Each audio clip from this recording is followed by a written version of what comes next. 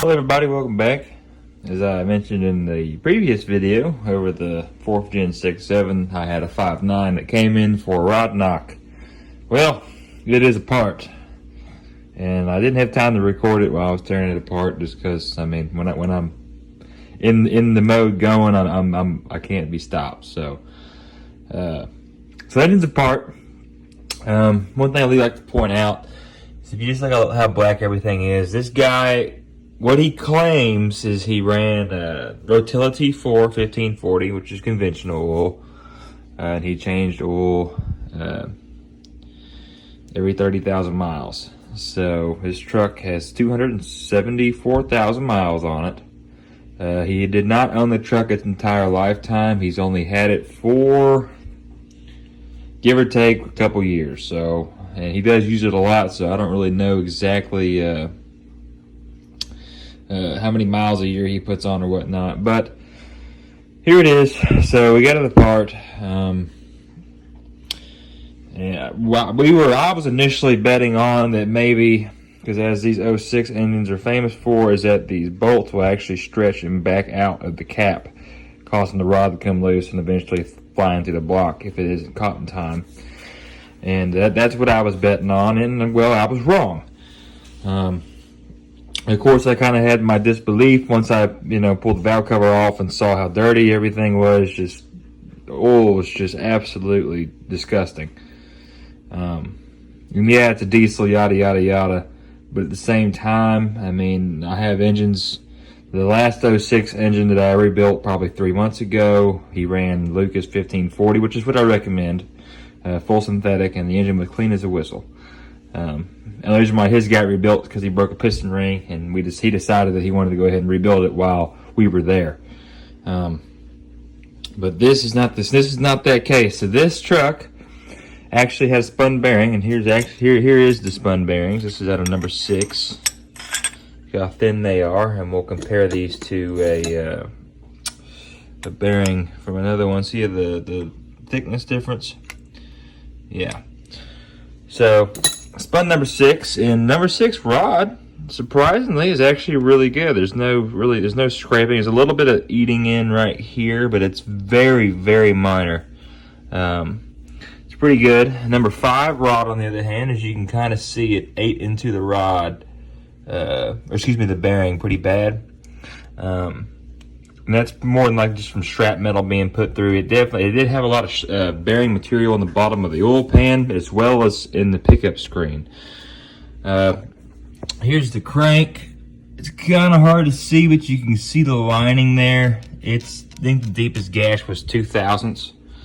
So we're gonna bring the crank to the machine shop tomorrow and see if it can actually be turned. If it can, he's good. If he can't, then to kind of figure out what he wants to do, because cranks for these Cummins engines are about $2 grand for a new crank. So I think it'll be able to be saved. It's not that bad. It's pretty good though, and the cam looks good. Nothing on the cam is odd worn. So we should be able to reuse the cam unless he does want to go to a bigger cam. Like I said, everything depends on the crank. Valve train looked good. No bent push rods, none of that. No. I suspect, of course, leaky valve seals. Of course, that's to be given, though. Any turboed engine with high mileage will have valve seats and seals leak. It's just the way it is. You're running, higher pressure, so it's going to happen. Especially this truck that's pretty much pulled its entire life, even before this gentleman owned it. This truck was pretty much pulling cattle all the time. It was a bull. Oh, I think I forgot what he was.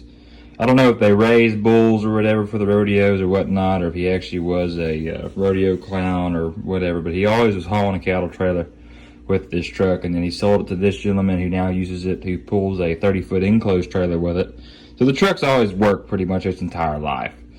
But yeah, that's our culprit. The pistons are all reusable. All the main bearings look great. The main journals look, everything looks good. It's just number 5 and number 6 are the ones that are affected. But it is what it is. We are going to go back with 12-valve forged rods with this engine if the crank is savable. Like I said, I don't know what he's going to do if the crank can't be saved. I'm pretty sure it can, but if it can't, we'll go from there. But we are going to put 12 valve forged rods in it, and then we're going to go ahead and keep the factory head as long as it ain't cracked. Have that sent off, have it redone, freshened up, cut, and then may reuse the pistons. Like I said, it all depends on his budget, what he wants to spend. There's nothing wrong with these pistons. None of them are scorched or none of that. None of them are burnt. They all look pretty well. But as far as the cam goes too, we'll probably reuse that as well. But we are going to head sit this engine, make it a little bit beefier than what it was factory. Enough to do what he needs to do. He's not hot rodding or nothing. He's just pulling a trailer on a day-to-day basis, and he needs it. He needs to be able to rely on it. So, moral of the story is run good oil and run good changes. What I recommend is Lucas oil. I run it in all my equipment and I run it in all my trucks, and that's what I recommend to all my customers, and I've had amazing luck out of it.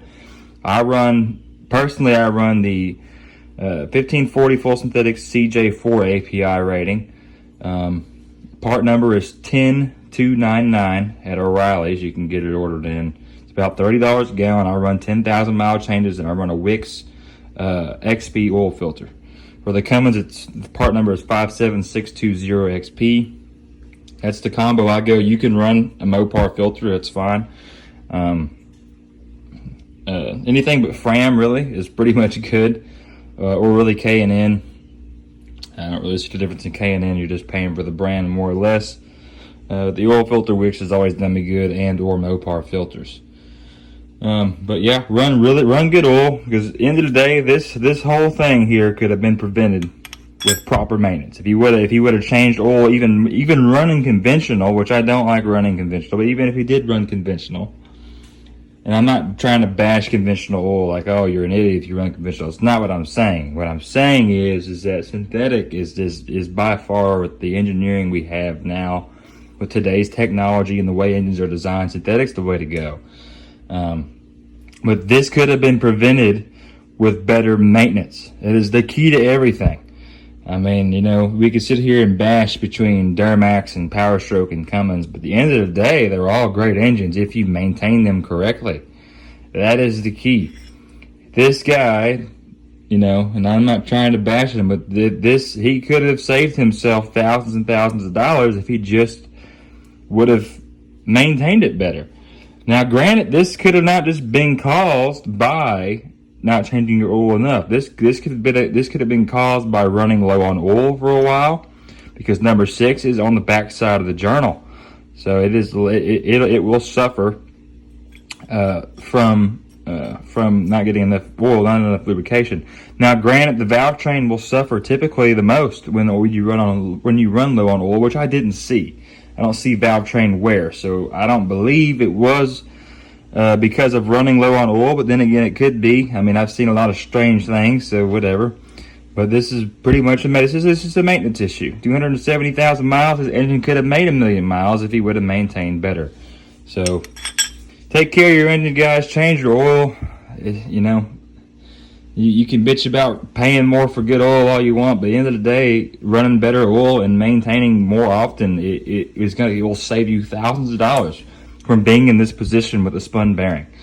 You know, to me, in my eyes, I'd rather pay the money. I mean, I don't mind paying a little bit more for maintenance to make sure that my vehicle is reliable. Even my 6.0s, I do maintain to a T. My 6.0s never let me down. They've never left me stranded, not once. And I love them to death. My Rams have been the same way with my Cummins engines. I've never owned a Duramax personally, but I mean, it's the same thing. I mean, maintenance, it all boils down to maintenance. How you take care of your vehicle is how your vehicle will take care of you. Do not be like this. Prevent this. Save yourself money. Keep your engine running longer, because there are no reason why any engine with proper maintenance can't make 500,000 to 1,000,000 miles. So that's it for this video, guys. Yeah, I mean, like I say, it's pretty much more the moral of the story. Take good care of your stuff. Don't be a fool. Don't cost yourself, lots of money here. I mean, it all could have been prevented. That's the end of the day. Preventative maintenance is key to everything. So, I'll catch you guys in the next video. Go over God knows what. We'll see. Maybe we'll have something else crazy come in the shop.